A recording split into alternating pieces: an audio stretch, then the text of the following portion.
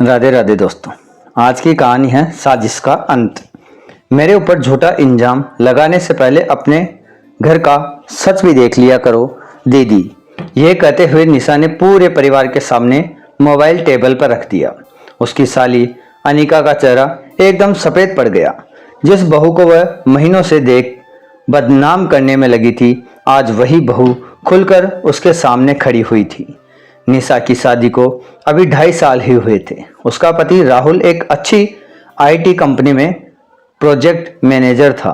शुरू के कुछ महीने सब कुछ सामान्य रहा, लेकिन जैसे ही अनिका की शादी टूटकर वो मायके आकर रहने लगी, घर का माहौल बदलने लगा।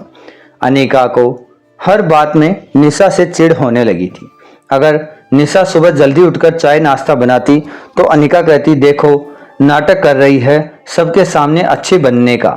और अगर कभी थकान के कारण देर हो जाती तो बोलती, देखो कैसी बहू आई है, घर की जिम्मेदारियां उठानी ही नहीं जानती। धीरे धीरे अनिका ने अपने माँ कुसुम देवी के कान भरने शुरू कर दिए। कुसुम देवी भी बेटी की बातों में आती चली गई। अब घर में कोई चीज गायब होती तो शक निशा पर ही जाता। कोई रिश्तेदार नाराज होता तो दोष निशा का निकलता। एक दिन तो हद हो गई। अनिका ने पूरे परिवार के सामने कहा, मम्मी मैंने अपनी आंखों से देखा है कि भाभी पड़ोस वाली सीमा के घर बैठकर हमारी बुराई कर रही थी।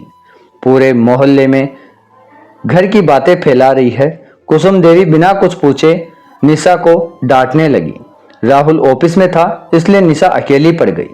उसने बहुत समझाया, लेकिन किसी ने उसकी बात नहीं सुनी।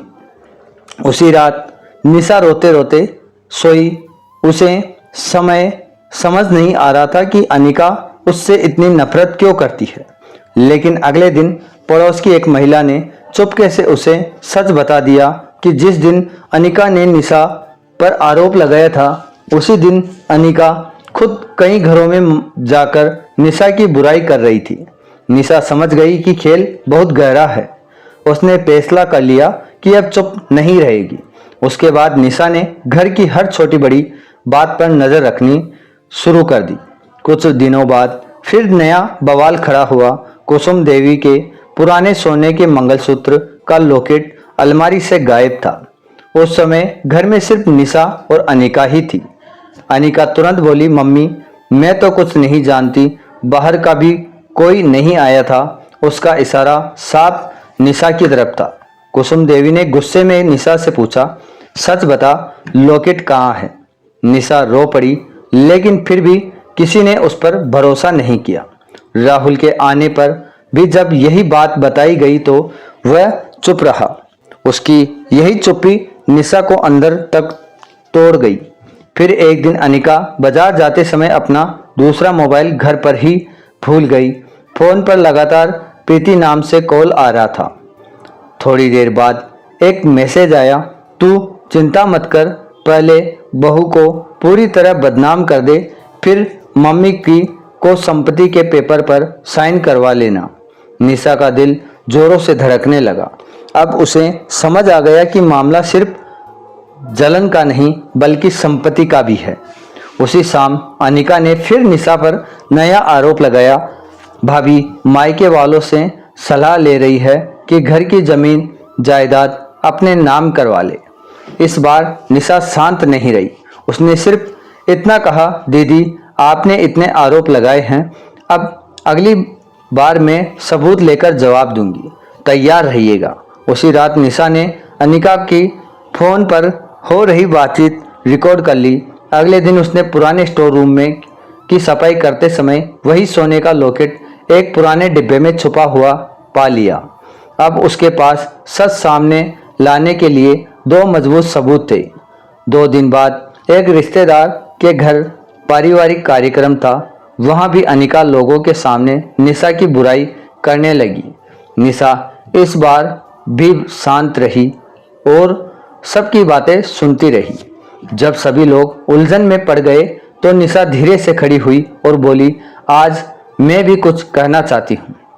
उसने अपने पर्स से सोने का लॉकेट निकालकर टेबल पर रख दिया। पूरा कमरा स्तब्ध रह गया। फिर उसने मोबाइल निकाला और कहा, अब सुनिए असली सच्चाई। रिकॉर्डिंग शुरू हुई। अनिका की आवाज़ साफ सुनाई दे रही थी।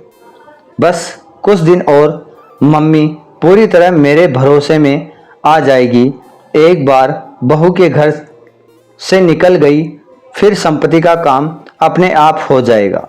लॉकेट वाली बात पर भी सबने उसी को दोषी माना था, आगे भी मान लेंगे। रिकॉर्डिंग खत्म होते ही पूरे कमरे में सन्नाटा सा छा गया। कुसुम देवी सदमे में थी।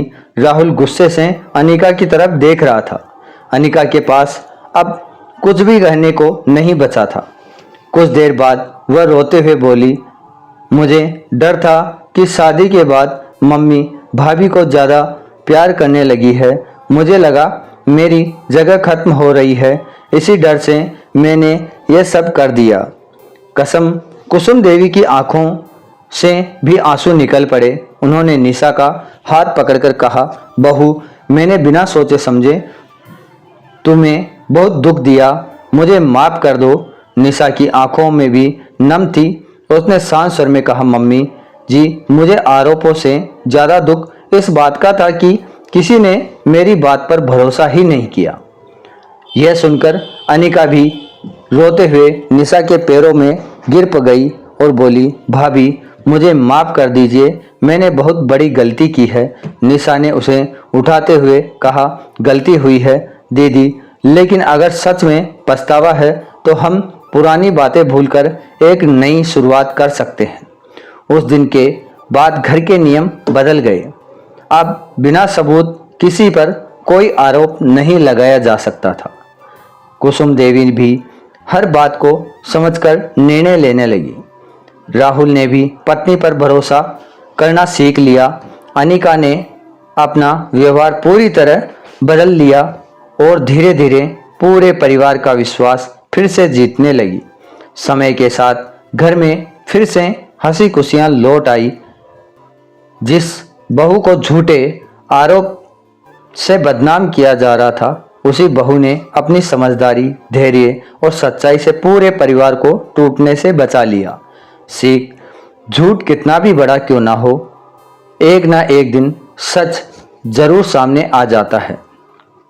इसलिए किसी पर भी बिना सबूत आरोप लगाने से पहले सच्चाई जरूर जान लेनी चाहिए। अगर आपको ये कहानी पसंद आई हो तो इसे लाइक करें, शेयर करें और चैनल को सब्सक्राइब जरूर कर लें। मिलते हैं अगली कहानी में। तब तक अपना ख्याल रखें। धन्यवाद। आपका दिन शुभ हो।